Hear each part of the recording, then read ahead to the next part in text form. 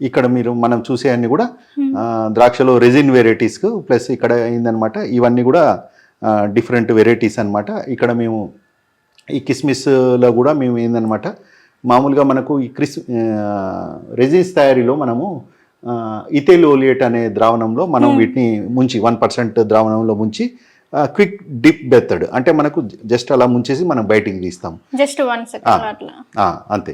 ఎందుకు తీస్తామనంటే దీంట్లో ఉన్న ఆయిల్ అంటే దీంట్లో ఉన్న నీరు అంటే మనకు గ్రేప్స్లో మనకు 90% నీళ్ళు ఉంటుంది కదా, ఆ నీళ్ళని ఈ ఇథైల్ ఓలియేట్ అనే కెమికల్ బయటికి గుంజేస్తుంది అనమాట.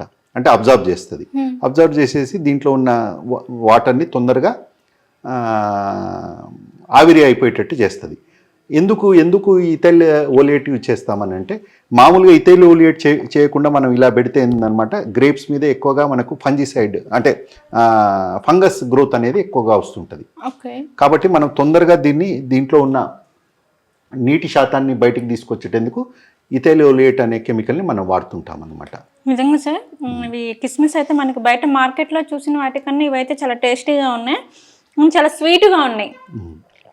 దీంట్లో ముఖ్యంగా కిస్మిస్కి సంబంధించిన ఈ అన్ని రకాల్లో కూడా మనకు 25% షుగర్ శాతం వచ్చిన తర్వాతనే మేము తెంపామన్నమాట. అంటే 25% చక్కెర వచ్చినాకనే